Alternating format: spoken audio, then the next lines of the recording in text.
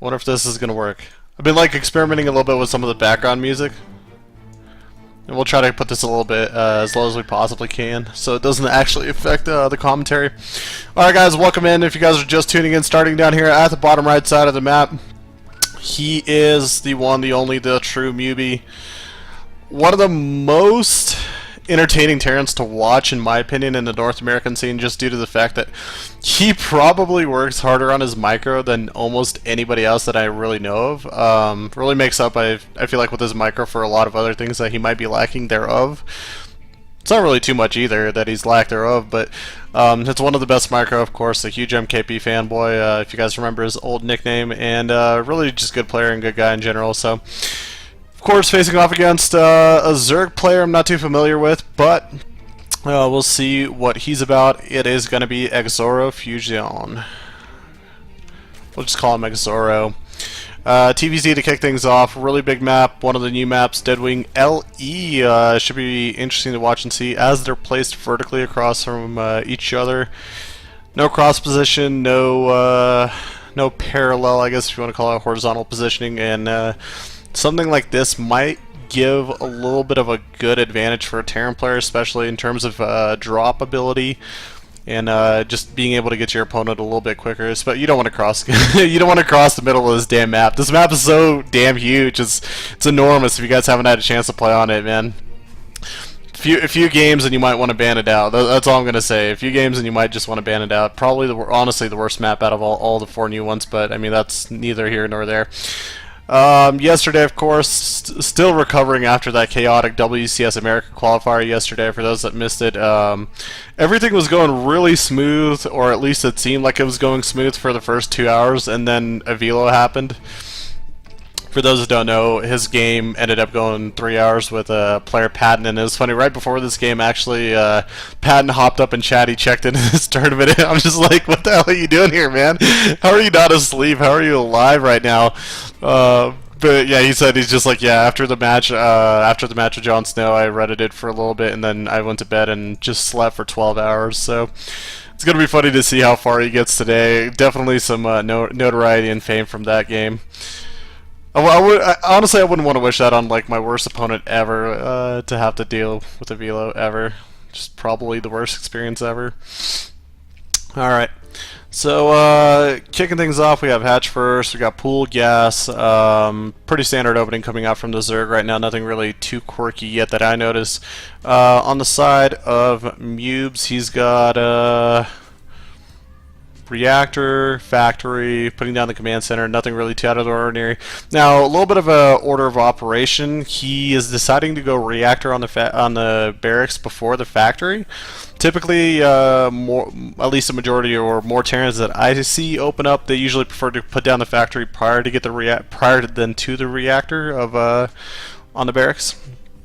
So we will see some more Marines coming out, and as you guys can already see, he's queued 4 up. Now, what this does, it does allow him to defend his natural a little bit easier. It does give him a little bit of preparatory availability.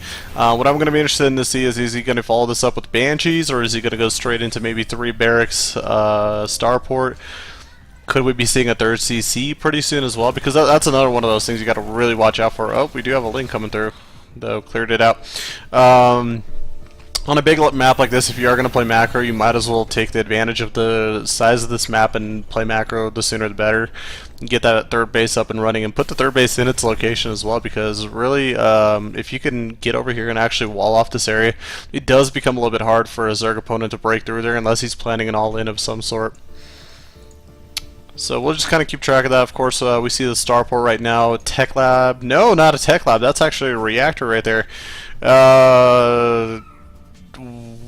I mean, I guess we could maybe technically be seeing pressure. I don't know. This is a little bit quirky. I've actually not seen something like this in a while. We do have one Reaper scouting and checking out what's going on right now. Spots that there is the 3rd base over here. Also double checks the main base. Notices that the drones are sticking to the gas, and most likely the Lings already. Do they have speed yet? I don't know if he's gotten the speed upgrade yet. I didn't notice it. Might be going for... Yeah, okay, they do have the speed, so we should be seeing the Roach Warren come down. There it is. First Hellion Reaper Crass coming through. Are we going to have Medevacs coming up. Yep, we got the Medevacs coming up, so we should be having a Marine drop while this is going on. This is going to be actually pretty intense two-base aggression coming out from Mewby, because typically as a Zerg player, when you see this type of style, this is something that you almost see on every single ladder game. You're expecting the Hellions, you're expecting the Reapers, so what you do is produce enough Lings just to maybe push it off or just to trade even with it. With the help of the Queens, it should really help out, but then what you're really banking on is the fact that they're transitioning behind all of this and adding on more barracks, putting up that third CC, doing that standard typical macro style of play that a Terran puts out. You're not exactly expecting a medevac with 8 Marines or more Marines just to come out in general, and that's a lot of pressure to deal with. Now, Armory is finished up, and you can see that Mewby is transforming the Hellions into those Hellbats. Probably one of the best changes in the game as of recent that I've seen. It was one of those things that really hindered the Terran players from even thinking about, you either made the Hellbats or you made the Hellions. You didn't really, nobody got that transform upgrade, and here we go. Here comes that attack. Those Hellbats are doing a wonderful job of clearing out the Lings, very light units. Medevac keeping those Marines alive, and now he's starting to clear out absolutely everything. eXoro not expecting this at all. And this is going to be a lot of damage done, as you can see already. Starting to clear some of the Overlords, setting some of those Hellbats into the natural. Drones are getting roasted. In the back over here, few of the units cleared out, but a lot of damage right now is getting done. We take a look at the worker kill tab, and we could see that already. 6 workers killed off, 24 Lings, 5 Roaches, and a Queen. Man, that is the power of Hellbats right there if you properly control them. Drop going to be followed up into the main base, but this is going to allow Mewby, I feel like, to transition pretty smoothly. And look at this. Usually you would expect, once again, to see, like, I don't know, after the first aggression, more of like a passive style Terran trying to tech up. Instead, we see Banshees coming up, and this is not the typical follow-up. This is not something that I would expect, at least. We'll take out a Queen. So injections in general will be at a little bit of a lower pace, and you can see no third Queen out here either. So gonna hinder production just a little bit, but this is just great for Mewby. Now Mewby has to be a little bit careful. There are Roaches in position in the main base. We'll be sending in that Banshee. It is a cloaked Banshee as well. We'll spot nothing really there at the third base. We'll head over to the natural. No Spore Crawlers available. 1 Queen, remember. If he really wanted to, he could actually just fight this Queen off, get rid of it, and start focusing down on all the drones freely. But looks like he's going to go for the drones right on ahead. 3 drones, 4 drones. Let's. I wish I had like a little bit of a counter, thing that just like kept popping on the screen, like 6, 7, 8.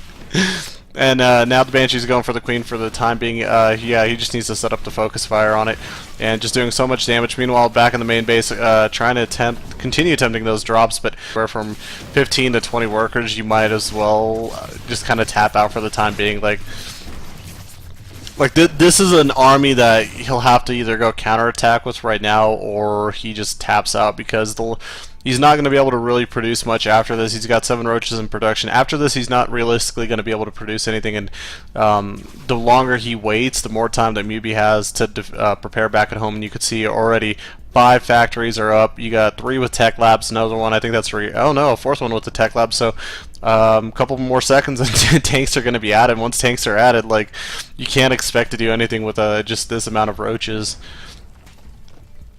Take a look at the economy, 25 to 52 right now, just a significant difference. Mewby absolutely dominating in this first game, coming out very strong in this qualifier. Oh, 1 Ling, no, not the SCV. Oh, you let the SCV die, man. It's over. Terran tears, man, Terran tears. Alright, so Banshee for the time being, even though it does have full HP, will be pushed off. I'm not sure why. You actually probably could have continued fighting there for a little bit. Though the Banshee, the first one that was out, does come back over here into the main base. We'll get some more damage done, and worker count continues to decline, 23 to 58. This Banshee sitting with 20 kills, man. That is a lot. Where's the other Banshee? I swear there was a second Banshee, but we're not going to worry too much about that, because there is a frontal engagement right now. Tanks are slowly starting to press forward. Hellbats aggroing all the fire of the Roaches right now. Tanks are on creep, and this fight's on creep, so he will actually be able to clear this army out for the most part, but you could already see the trade-in itself was pretty even, and the problem there, for at least for eXoro, is because of his lack of econ, he's not going to be able to reproduce another army or a formidable one to actually fight another round of these type of units. So Banshee flies in again over in the main base, taking out all the drones on the gas right there. Could probably poke in a little bit closer, take out a few more drones along that very edge of the mineral line. Down to 34 workers once again. You take a look at the worker kill count right now. 34 total workers. Banshee finally falls, man. That's a purple heart. Give that Banshee a purple heart. Absolutely doing massive amounts of damage.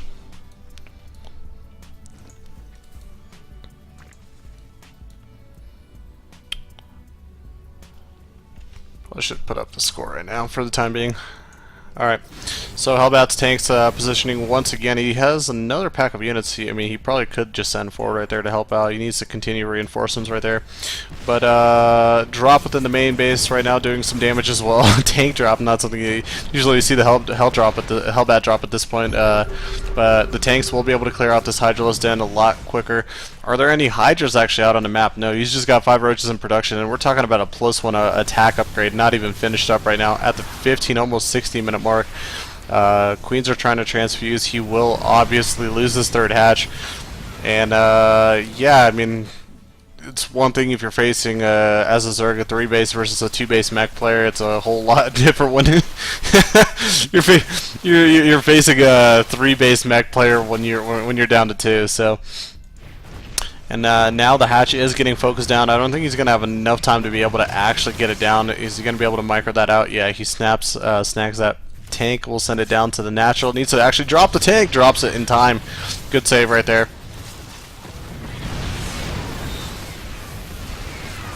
Roach just trying to barrel in, but too many tanks in position. And GG finally called out from eXoroFuzion. And we're going to be going to Game 2, guys. Game 2 coming up.